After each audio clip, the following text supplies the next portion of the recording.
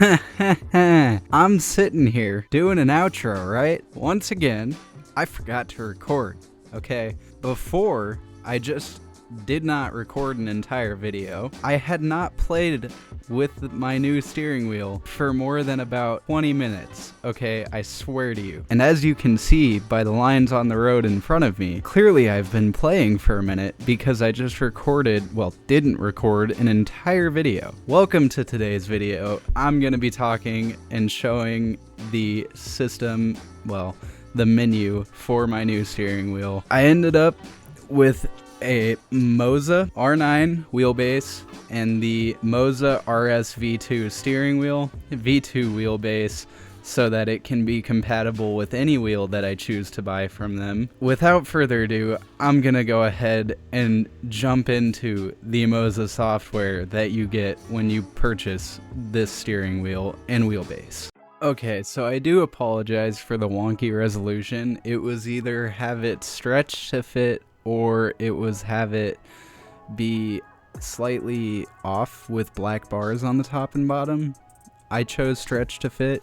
Leave in the comments down below, would you rather black bars on the top and bottom or stretched? Anyways, this is the Moza software. When you first hook up your steering wheel, your wheelbase and pedals, this is what you're gonna see.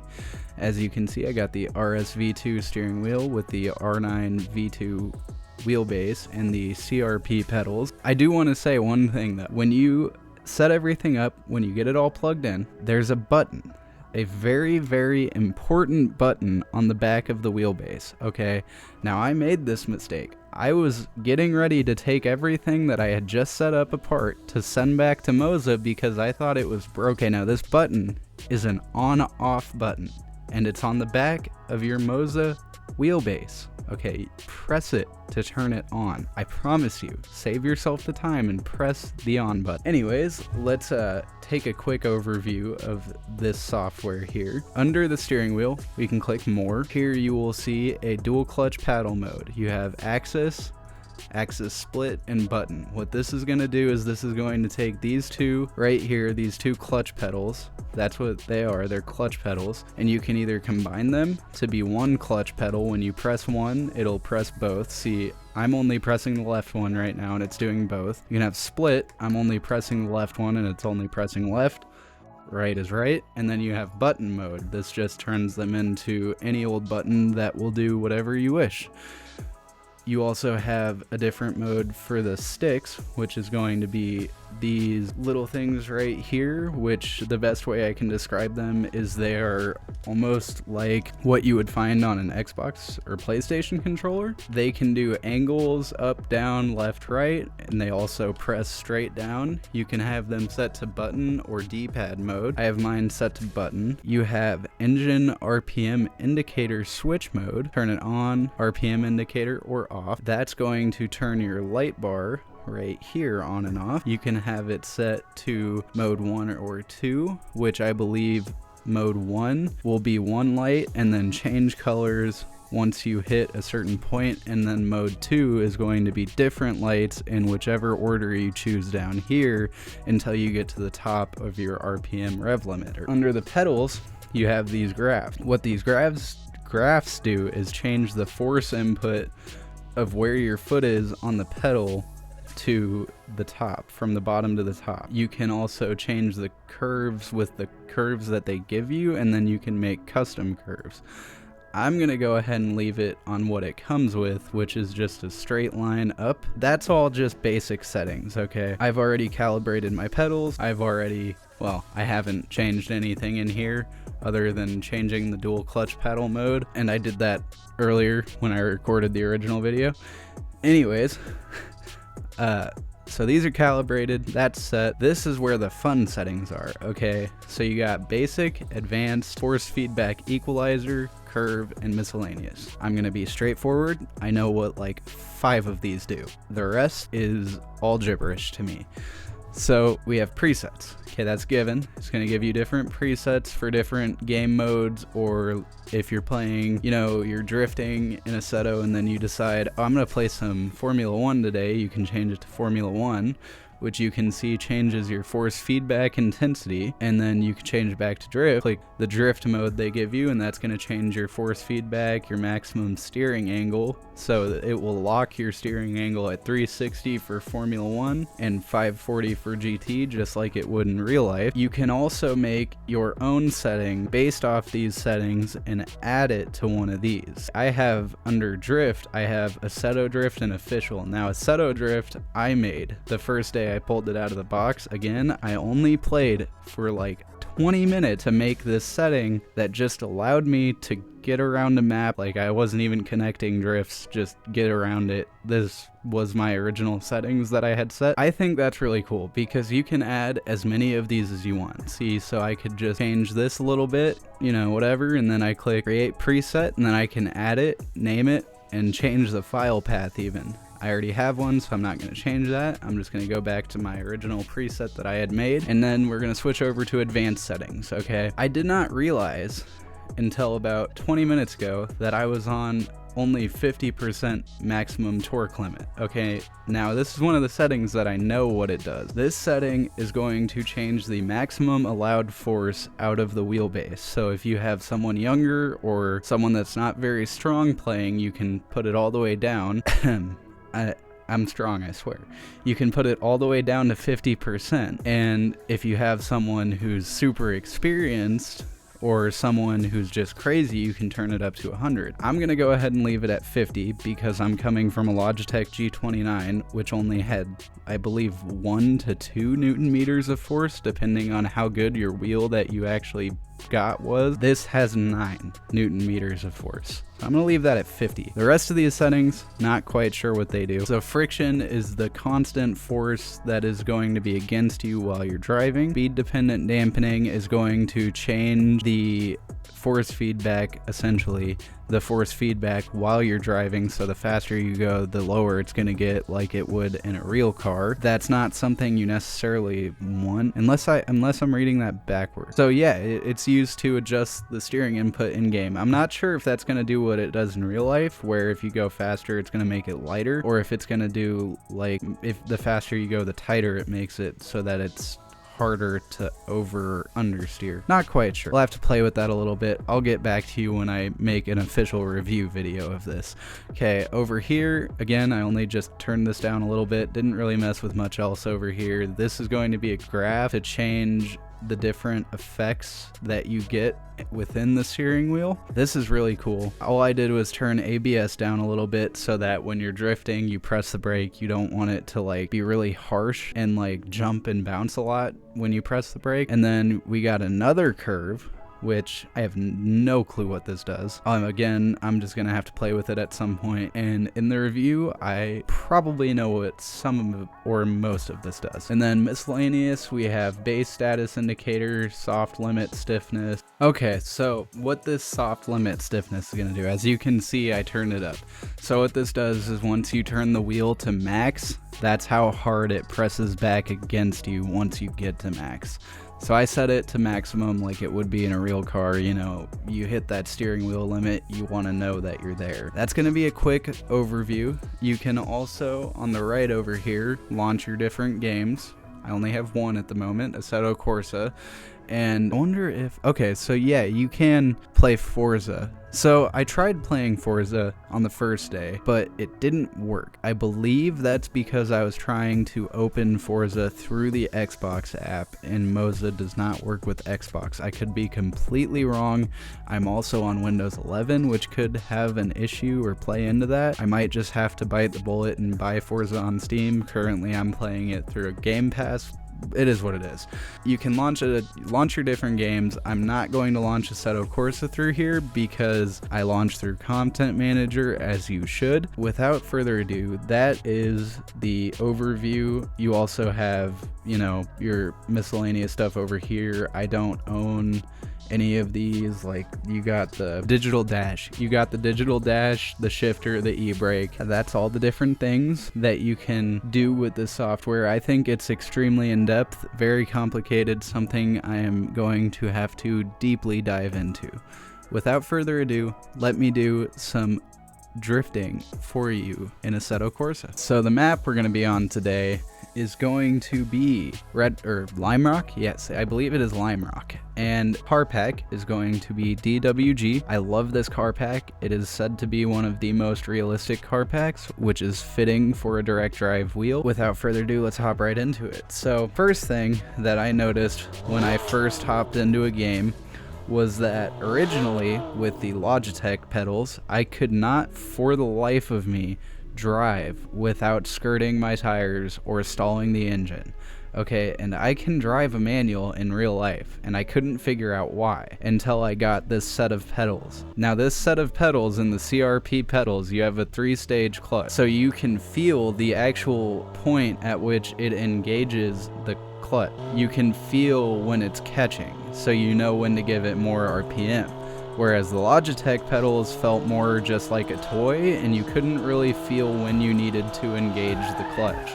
I will say, I have to relearn how to drift on this steering wheel, and that is because with the Logitech steering wheel, again, it felt more cheap, it felt kind of just like a toy, and when you would drift, you would throw it, you would turn left and then throw it back to the right, and when you did that, it would never quite go and counter steer to where you wanted it to, and obviously it's not going to do it all for you, but I just always felt like it wasn't doing quite enough, and I would always be readjusting my counter steering, and I would always be readjusting the steering angle in general. With this wheel, when you do a drift like this, it just does it for you, and my brain just does not like that because it is not at all what I am used to. So I keep trying to adjust it manually, and it doesn't work. See, typically, if I can initiate the drift, I do decently okay throughout it. And let me just say that I was not drifting this good until I did the initial video that I didn't record because I am very smart, clearly. It is definitely a learning curve. I would say probably almost as big as to when you're first getting into drifting. Which brings me to my next point. If you are thinking or wanting to experience sim drifting, okay, do not buy Logitech, do not buy a cheap steering wheel, just straight up buy direct drive. And if you don't want to buy direct drive, that's fine, it's a lot of money. Even for the cheapest Moza one, I believe it's $500. Which if you live in the United States and they don't happen to have any in stock in the United States, you're going to be spending a few hundred in shipping. I learned that the hard way. At the end of my order, I was getting ready to check out, and the shipping was, I believe, around $200, which I'm not complaining, it makes sense, it's gotta go across an ocean. I recommend buying either direct drive or just go buy Thrustmaster. That's going to be your best bet to get the most realistic feeling, but I promise you, you will be wanting a direct drive at some point because it's just any type of motor, like pulley system, which is what's going to be in the non-direct drive wheels, is just going to be lacking the feeling that a real car has. The best way that I can describe this direct drive steering wheel is that it is exactly what I wish my everyday daily driver car felt like. You gotta experience it to understand how amazing it really is. With that being said, I'm gonna go ahead and try to get some decent drifting in. Once again, I cannot drift and talk at the same time, so I'm gonna give a short little drift clip here.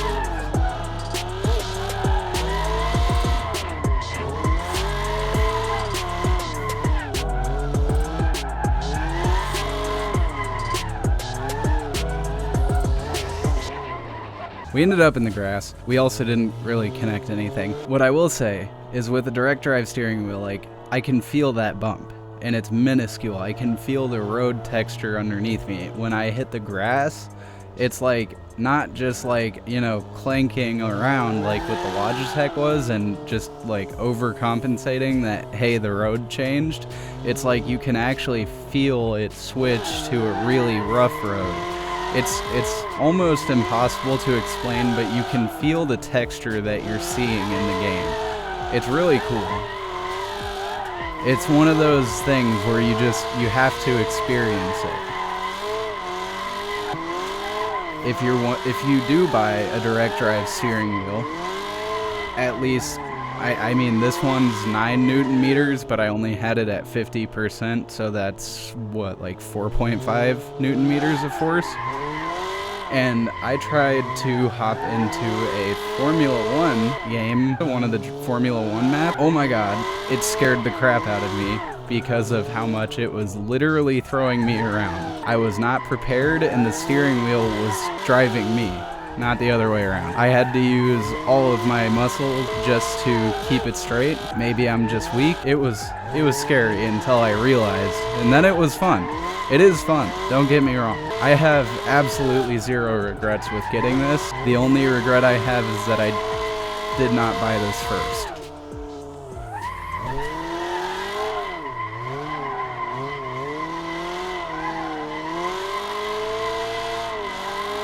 Once again, I'm just trying to get some decent clips in. I wanted to do my first drifting, essentially my first drifting, on YouTube.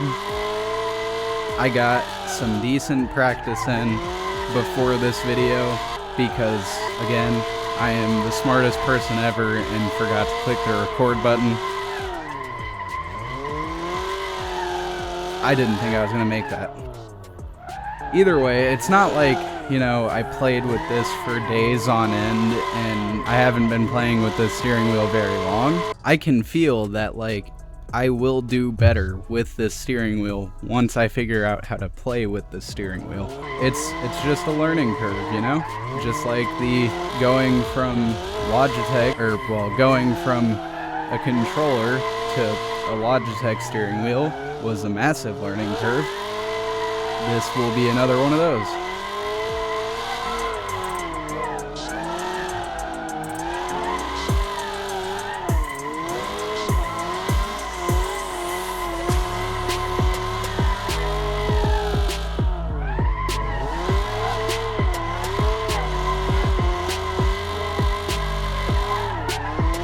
I will say, it is not taking me as long as the Logitech steering wheel did to figure out how to do things, I guess.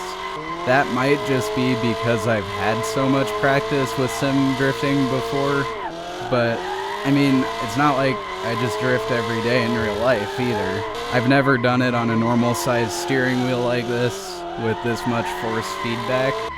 I mean, it's not maximum, but there's a good amount of force. Another thing is how fast the wheel returns to center. So like when I do that and I transition or initiate a drift, it's like scary fast.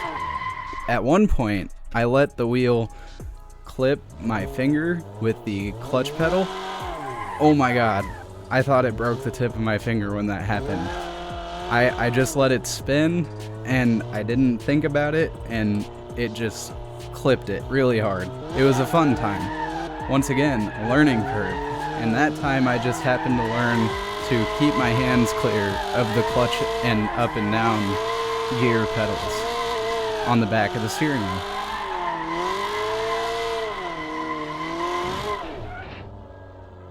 A little bit of off-roading in this 240SX.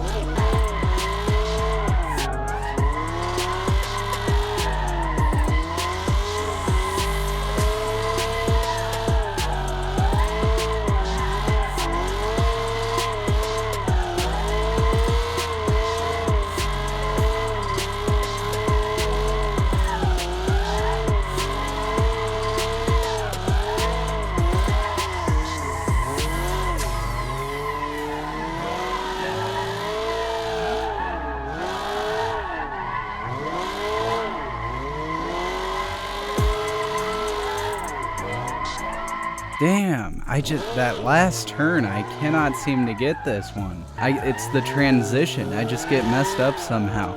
Although I will say, I think that is the best I've ever done on this at all. That was really cool to watch for me. Well, that was really cool to do. It probably is gonna look very simplistic to watch.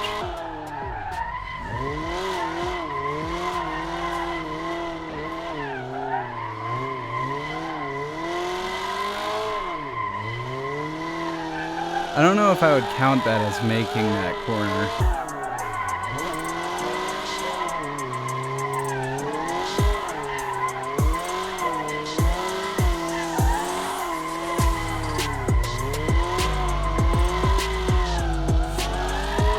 Dang it, I almost had that one. I lost it just at the very end. That was so close though. That was, I think, the best run at that corner yet. Let's give it one more shot. That didn't count. I'm gonna go ahead and skip to the part where I'm going back into that corner. Okay, here we are again. Go ahead and initiate.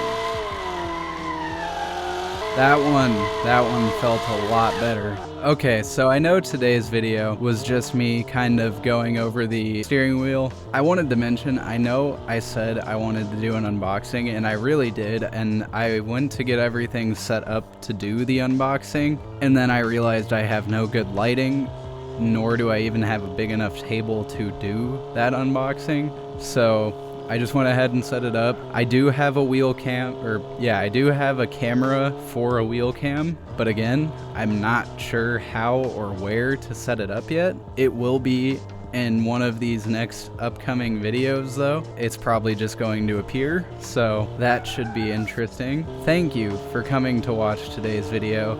It means a lot to have supporters, and I love seeing the comments, so as always, let me know how your day is going down below. I hope you have a great week and a beautiful day. Peace.